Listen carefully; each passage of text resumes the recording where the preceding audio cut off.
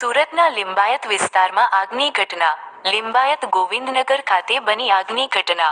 ભંગારના ગોડાઉનમાં લાગી ભીષણ આગ. જોત જોતામાં આગે વિક્રાંત સ્વરૂપ ધારણ કર્યું. આગ લાગતા અફરાતફરીનો માહોલ સર્જાયો. આગ લાગતા લોકટોળું એકત્રિત થયા. સ્થાનિકોએ ફાયરને જાણ કરતા ફાયર બ્રિગેડની ટીમ ઘટના સ્થળે. લિંબાયત પોલીસ પણ ઘટના સ્થળે. ફાયર દ્વારા પાણીનો મારો ચલાવી આગ પર કાબૂ મેળવવાનો પ્રયાસ. રિપોર્ટર સુનિલ ગાંજાવાલા, સુરત. સર, આપનું નામ ને કઈ જગ્યાએ શું બનાવ બન્યો? મારું નામ કેસરી Pirzada, Govindnagar industrial society, general secretary, વિભાગ 2. આજ રોજ અહીંયા રાતના 11:15 વાગે રાત્રે શોર્ટ સર્કિટના કારણે ગોવિંદનગર ઇન્ડસ્ટ્રીયલ પ્લોટ નંબર 324માં ભંગારના ગોડાઉનમાં શોર્ટ સર્કિટ થવાના કારણે આગ લાગી હતી, જેને લીધે ફાયરમાં કોલ કર્યું હતું. જે વિધિન 7 થી 8 મિનિટમાં ફાયર ગાડી 4 સબસ્ટેશનથી ગાડીઓ આવી હતી.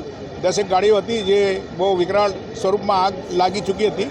આજુબાજુમાં વિસ્તારમાં બી ફેલાવાનો ભય હતો, પણ ફાયર બ્રિગેડની કામગીરી બહુ પ્રશંસનીય હતી અને તરત જ આવીને આગમાં કાબૂમાં લીધી અને આજુબાજુમાં આગ ફેલાતા અટકાવી અને અહીંયા કોઈ જાનહાનિ થઈ નથી. ભંગારનો વેસ્ટેજ ગોડાઉન સંપૂર્ણ બળી ગયેલ છે. શું કારણ છે? અહીંયા કોઈ ગાડી પસાર થઈ એના વાયરના લીધે શોર્ટ સર્કિટ થઈ અને શોર્ટ સર્કિટના કારણે આગ લાગી છે. જાનહાનિ થઈ નથી અને અહીંયા જે ગોડાઉન છે પ્લોટ નંબર 326 તે સંપૂર્ણ બળી ગયું છે. હાલ પરિસ્થિતિ આગ બુઝાવી દીધી છે અને સ્થિતિ કાબૂમાં છે.